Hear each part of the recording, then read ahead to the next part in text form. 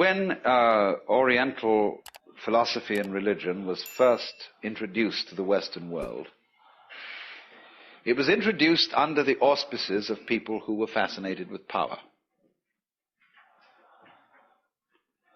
It was introduced in the latter part of the 19th century, when we had heard all about evolution and how the human race was going on to ever greater heights, and we would eventually develop Superman, according to Nietzsche or G.B. Shaw, and H.G. Wells. Remember all that early fantasy of where evolution would lead through the development of technology. And so at this time, people like H.P. Blavatsky were talking about the mysterious wisdom of the East. And they phrased it, they commended it to us in a technological spirit. That there was psychic technology. That there was something that you could go way beyond anything that could be done through the physical sciences.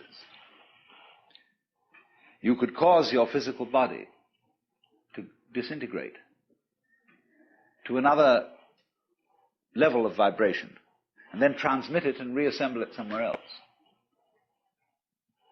You could live as long as you liked because you control the fundamental processes. You could determine, if you decided to die, where you would be reborn, exactly. You would be a complete master of life. And so there are still innumerable books being sold which present Oriental philosophy and religion in this light. That charlatan Lobsang Rampa, who writes about Tibetan mastery. People read that because they think that there may be a way of beating the game. So therefore, the wise men of Asia were represented through this kind of propaganda as masters of life, as, for example, people whose emotions didn't bother them, who could put up with any amount of pain by simply turning off their feelings.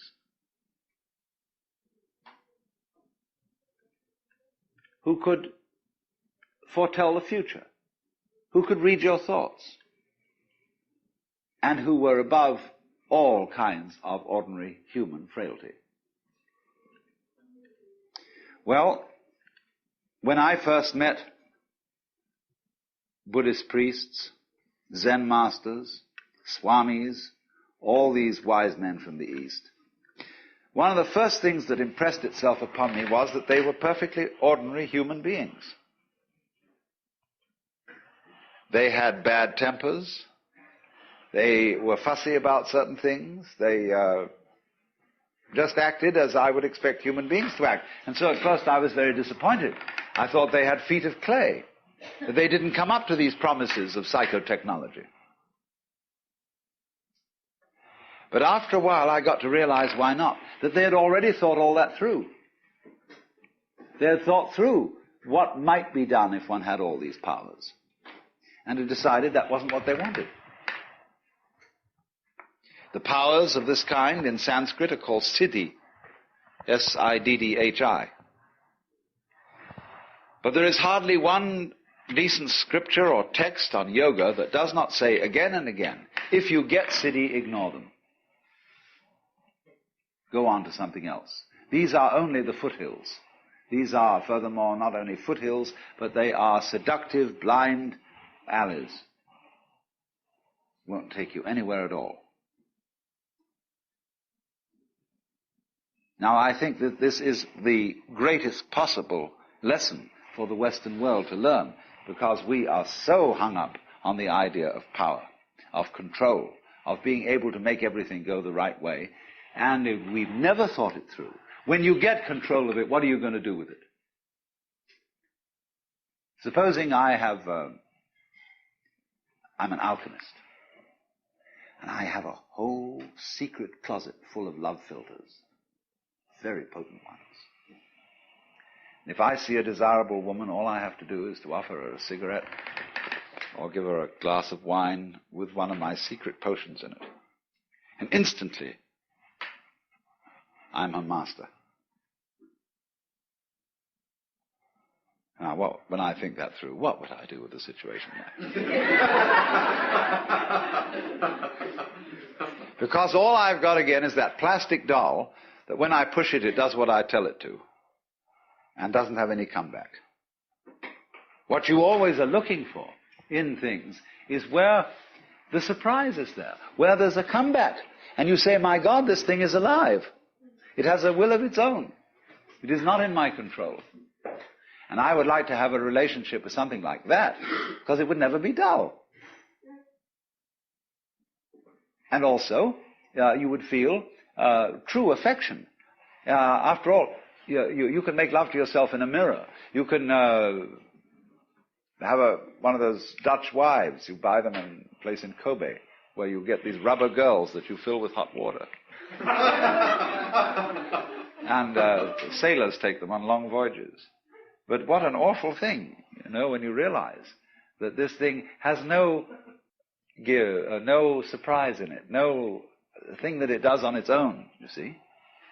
And so when you think things through like that, you understand you do not want power. You don't want to control everything.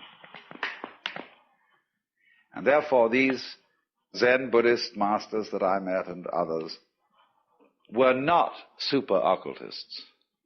And very many Westerners who visited Japan expecting to get a satori, as a result of which they would know everything and control everything, were grievously disappointed and said, there's not much in this after all. So, therefore, from the standpoint of Buddhism,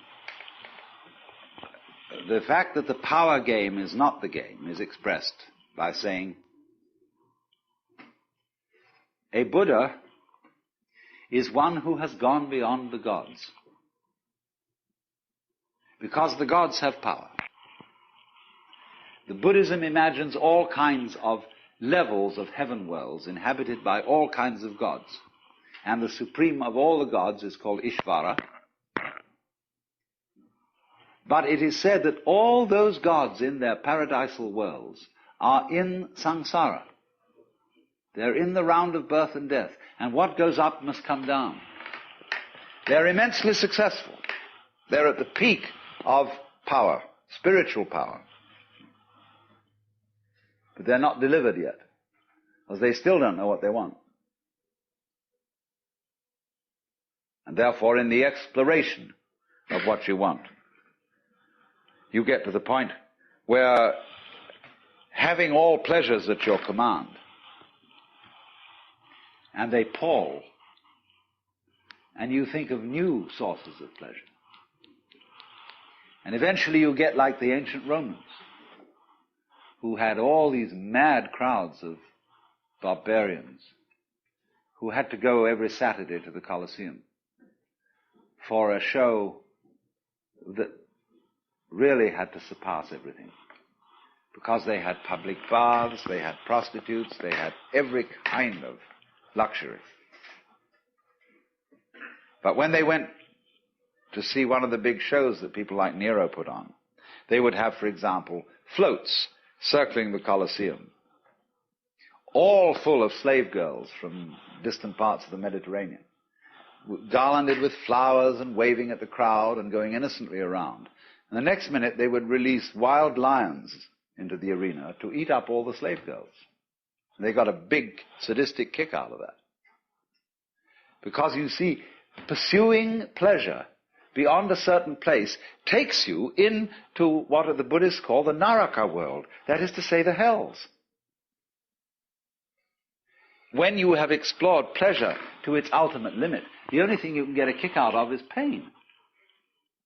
And so naturally, you descend from the Deva world at the top of the wheel to the Naraka world at the bottom, where it shows all these beings in states of torture.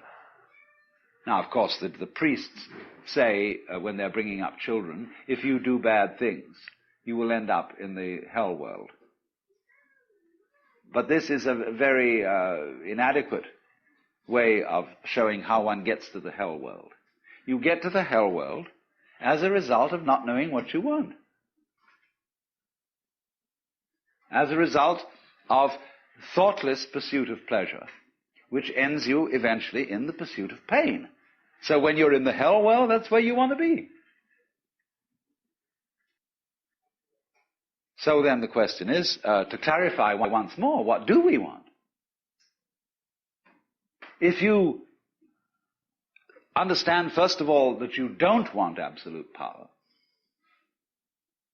you don't want absolute control,